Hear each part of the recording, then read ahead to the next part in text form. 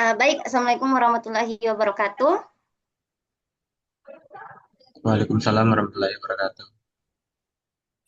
Baik, baik, perkenalkan kami dari kelompok 19 akan mempresentasikan tugas dari keamanan data dan informasi. Di sini kami mengambil studi kasusnya itu kasus Tokopedia tahun 2020. Baik, sebelum masuk kepada materi, saya akan memperkenalkan teman-teman dari kelompok saya, yaitu ada saya sendiri, Aziza Rahmawati, terus ada Muhammad Ali Sadikin, ada Karunia, ada Jainuddin, ada Andi Rahmat Gali Raja, terus ada Parma. Baik, untuk mengefisienkan waktu, langsung saja kita akan masuk pada pemateri pertama, yaitu saya sendiri. Di sini saya akan membacakan slide pertama dan slide kedua.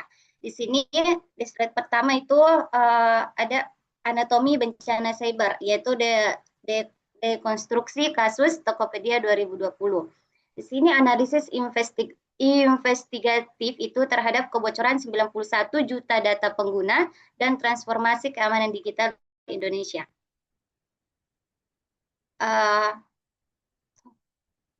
Di sini ada 91 juta nyawa digital yang terekspos. Insidennya itu kebocoran data, data breach itu terbesar di sejarah e-commerce Indonesia. Waktu eksekusinya itu Maret 2020, tetapi diketahui publik itu pada bulan Mei 2020.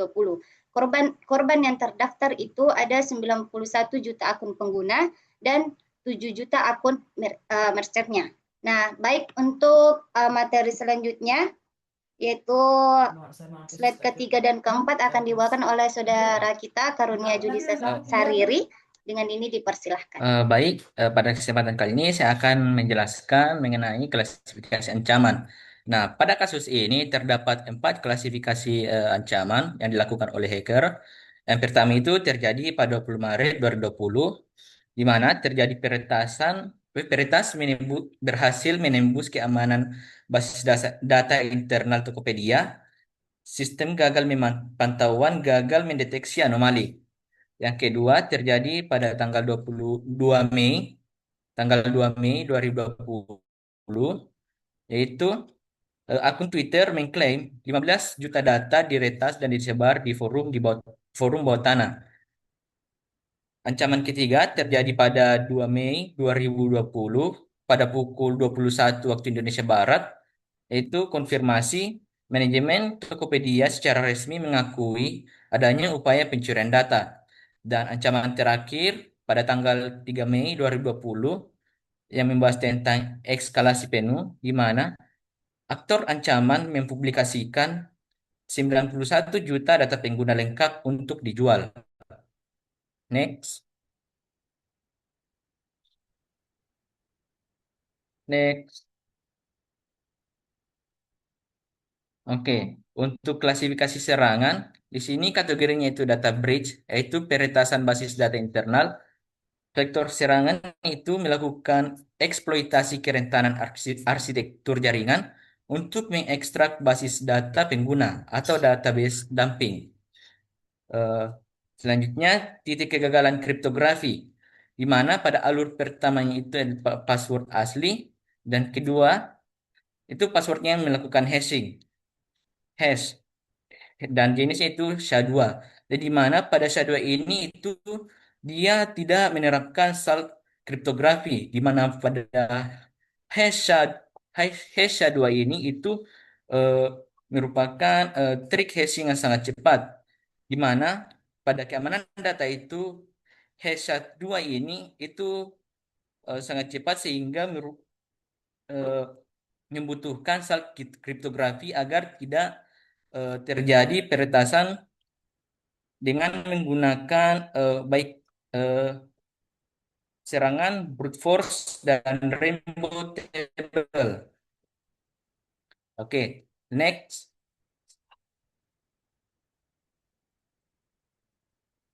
Baik, Next. terima kasih. Untuk materi slide ke 5 dan 6 akan dibawakan oleh saudari Parma. Dengan ini saya persilahkan.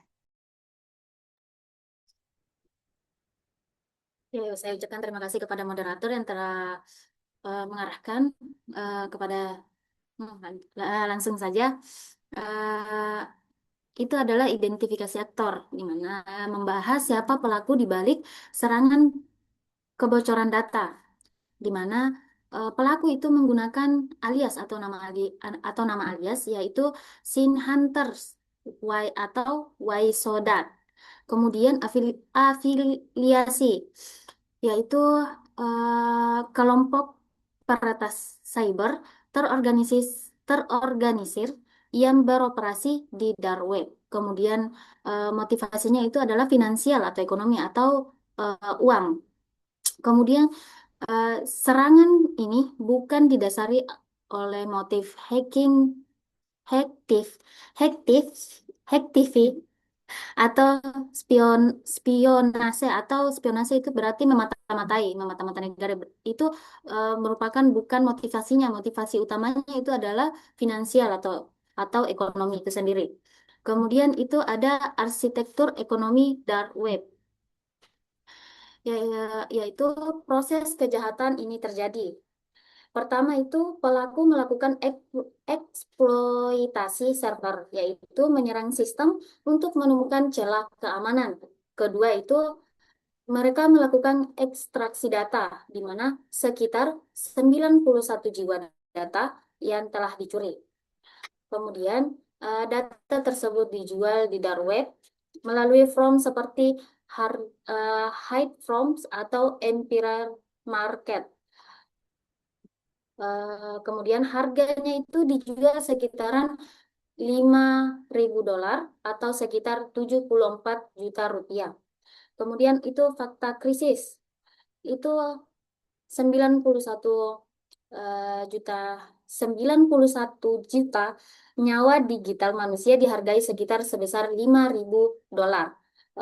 Data ini kemudian dibeli oleh aktor sekunder untuk melancarkan penipuan selanjutnya. Next.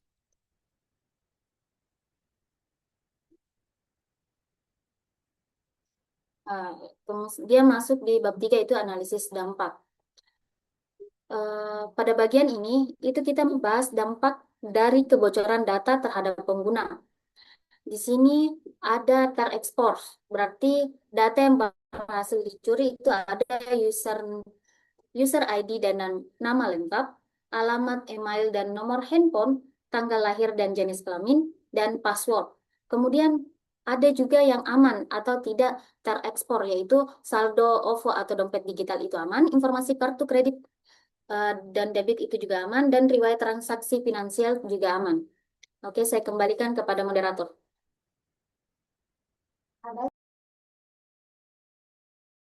Baik, terima kasih kepada Saudara Karma atas pemaparan materinya. Baik, selanjutnya itu kita akan mendengarkan pemaparan dari Saudara Rahmat Rafgali Raja yang akan membawakan materi untuk slide ke-7 dan 8. Dengan ini saya persilahkan. Baik, terima kasih kepada moderator. Materi yang saya jelaskan yaitu saya trade sebagai materi evaluasi keamanan dari kasus yang dijelaskan. Yang pertama dari bagian kerahasiaannya. Di bagian kerahasiaan termasuk gagal di kasus ini karena data pribadi yang seharusnya dilindungi berhasil diekstrak dan diakses secara ilegal. Kontrol akses berlapis gagal memblokir instruksi. Kemudian integritas dari kasus ini rentan karena minimnya penerapan message authentication code membuat integritas transmisi data patut dievaluasi meski belum ada laporan modifikasi data di server. Kemudian di bagian ketersediaan termasuk bertahan karena layanan Tokopedia ini tetap berjalan meski ada serangan dari pihak hacker. Nah, next.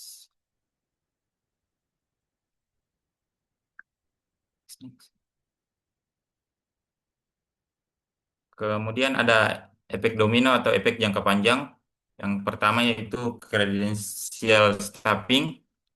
Karena mayoritas pengguna memakai password yang sama, peretas menggunakan kredensial Tokopedia sebagai kunci universal untuk meretas email, e-wallet, dan media sosial korban lainnya. Kemudian ada risiko phishing dan social engineering. Data nomor HP dan email yang bocor dimanfaatkan untuk mengirim pesan manipulasi guna memancing kode OTP korban. Kemudian yang ketiga, persistent threat atau ancaman berkelanjutan. Nah, hingga tahun 2023, basis data 91 juta pengguna ini masih aktif diperdagangkan di dark web, menjadikannya ancaman laten yang terus menerus bagi ekosistem digital. Terima kasih, saya kembalikan ke moderator. Baik, terima kasih kepada Saudari Rahmat Raffali Raja. Untuk materi selanjutnya itu akan dibawakan oleh Saudara Jainuddin. Itu dia akan membawakan materi pada slide ke-9 dan 10. Baik, dengan ini saya persilahkan. Nah, oke. Eh, Nah, yang saya jelaskan itu mengenai rekomendasi keamanan. Nah, di sini ada beberapa rekomendasi keamanan yang bisa digunakan untuk mengantisipasi hal yang telah terjadi pada tahun 2020 untuk Tokopedia. Yaitu pertama, matris diagnosis rekomendasi, yaitu yang membandingkan kondisi keamanan cyber sebuah platform dengan standar ide keamanan yang harusnya diterapkan. Nah, pertama itu ada kriptografi, kriptografi sandi, yaitu yang di mana kondisi pada tahun 2020 yang dialami oleh Tokopedia itu hanya menggunakan teknis eh, hashing atau H-2, yaitu tanpa selat yang kuat. Ini berisiko karena jika data bocor, peretas lebih mudah untuk melakukan eh, penebakan ke suatu kata sandi. Kemudian ada standar ideanya. Nah, standar ideanya itu menggunakan algoritma khas, yaitu ditambah dengan slat, data acak, dan literasi pengulangan. Kemudian yang kedua itu autentikasi akun, yang di mana kondisi pada tahun 2020 yang dialami oleh Tokopedia, yang di mana faktor autentikasi yang masih sangat bersifat lemah atau opsional bagi pengguna. Ini tentunya membuat akun rentan jika kata sandi utama diketahui oleh orang lain. Yang di mana untuk standar ideanya itu eh, dia harusnya mewajibkan untuk penggunaan multifaktor autentikasi, yaitu yang berbasis autentikasi seperti menggunakan Google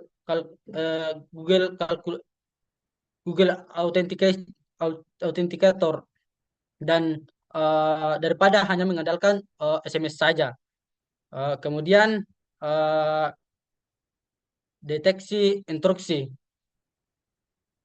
yaitu yang dimana pada kondisi pada tahun 2020 sistem SIM, security informasi dan event management, yaitu lambat dalam mendeteksi anomali. Terdapat jeda waktu yang cukup lama sebelum serangan atau penyusup itu disadari, yang dimana standar idealnya itu adanya pemantauan secara real time oleh tim khusus yang disebut dengan script, agar setiap ancaman bisa ditangani seketika. Kemudian ada tata kelola, yang dimana pada kondisi 2000, tahun 2020 yang dialami oleh Tokopedia, eh, kebijakan internal bersifat reaktif. Artinya, tindakan itu baru diambil setelah kejadian itu terjadi, kebocoran itu terjadi. Yang dimana standar ideanya itu harusnya bersifat proaktif dengan melakukan audit berkala. Kemudian eh, lanjut ke slide selanjutnya. Nah, dalam diagram arsitektur pertahanan berlapis, yaitu sebuah strategi keamanan cyber yang menggunakan beberapa lapisan pengamanan untuk melindungi data. Di mana jika satu lapisan ditembus, maka masih ada lapisan berikutnya. Pertama itu ada lapisan pertama, yaitu lapisan terluar, yaitu kebijakan dan tata kelola. Nah, ini adalah fondasi keamanan yang bersifat administratif, yaitu secara hukum. Nah, eh, standar internasional untuk manajemen keamanan informasi agar organisasi memiliki prosedur yang jelas dalam menangani suatu data. Kemudian menurut undang-undang kepatuhan undang-undang PDP, yaitu memastikan seluruh organisasi perusahaan untuk tunduk pada undang-undang perlindungan data pribadi yang berlaku di Indonesia tentunya. Kemudian ada lapisan kedua. Lapisan kedua itu ada jaringan dan deteksi. Fokus pada pemantauan lalu lintas data dan deteksi ancaman sebelum masuk ke sistem inti, yang di mana sistem SIM proaktif, yaitu teknologi yang mengumpulkan dan menganalisis seluruh aktivitas secara real time, secara langsung ya, untuk menemukan kejanggalan. Kemudian pembentukan script, yaitu tim khusus, seperti yang saya katakan tadi, tim khusus Computer Security Incident Response Team, yaitu tim yang bertugas untuk merespon dengan sangat cepat jika terdeteksi ada upaya peretasan. Kemudian yang ketiga, itu ada lapisan ketiga itu ada keamanan aplikasi, yang di mana keamanan ditanamkan langsung pada platform atau aplikasi yang digunakan oleh pengguna. Tentunya itu yang harus dilakukan oleh Tokopedia ya. Kemudian yang itu yang, yang harus menerapkan yang namanya MFA, Multifactor Authentication, yaitu mewajibkan verifikasi tambahan seperti kode OTP atau biometrik, sehingga meskipun data kata sandi dicuri, akun akan tetap aman. Nah, kemudian ada digital signature atau PKI, yaitu menggunakan tanda tangan digital berbasis infrastruktur kunci publik untuk menjamin bahwa transaksi yang dilakukan oleh orang yang sah dan data tidak akan diubah di tengah jalan. Kemudian ada lapisan keempat, yaitu lapisan terakhir. Nah, lapisan keempat itu lapisan terdalam, yaitu enkripsi data, yaitu benteng terakhir untuk melindungi data sensitif jika peretas berhasil masuk ke dalam database. Yang dimana yang perlu dilakukan itu yaitu mengubah data pribadi atau nama, alamat, NIK secara eh, kode acak, yaitu tidak bisa tanpa kunci khusus. Kemudian ada address at transit, yaitu data dilindungi baik secara disimpan di server maupun saat sedang dikirim melalui internet. Nah, mungkin eh, untuk slide selanjutnya itu saya kembalikan dulu kepada moderator. Terima kasih. Baik, terima kasih atas penyampaian materinya. Baik, untuk penjelasan materi selanjutnya itu akan dibawakan oleh saudara kita, yaitu Ali Sadikin. Di sini dia akan membawakan materi pada slide ke 11 dan 12. Dengan ini saya persilakan. Oke. Nah, di sini kita akan masuk ke sintesis kasus Tokopedia sebagai katalisator hukum nasional. Nah, jika kita lihat pada bagian kiri, pada tahun 2020, terjadi apa yang disebut sebagai kekacauan cyber. Nah, hal ini ditandai dengan adanya kebocoran data dalam skala besar yang berdampak serius, bahkan memunculkan tuntutan hukum senilai 100 miliar akibat kelalaian perlindungan data. Dan juga pada saat itu Undang-Undang ITE belum mampu mengatur secara spesifik tanggung jawab data controller.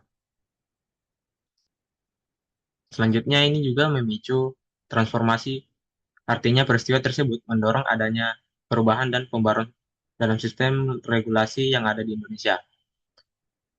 Hal ini bisa kita lihat di Peraturan Regulasi tahun 2022, yaitu melahirkan UU PDP nomor 27 tahun 2022, kewajiban penunjukan data protection officer atau DPO, kewajiban pelaporan, kebocoran maksimal 3 kali 24 jam, dan ancaman sanksi pidana dan denda administratif besar bagi korporasi yang lalai. Next.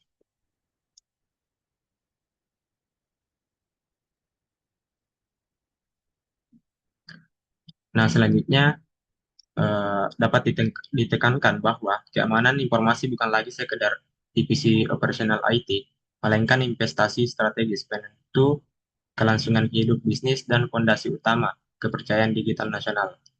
Kasus 2020 membuktikan bahwa tas tanpa sal sama dengan pintu tanpa gembok. Mitigasi tidak boleh sekedar responsif, melainkan wajib preventif. Kemudian keamanan dan privasi data adalah hak asasi manusia di era digital.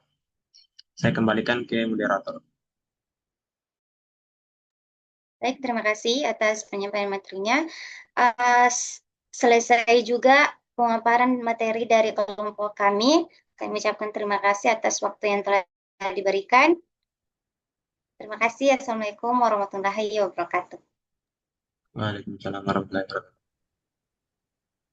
Waalaikumsalam.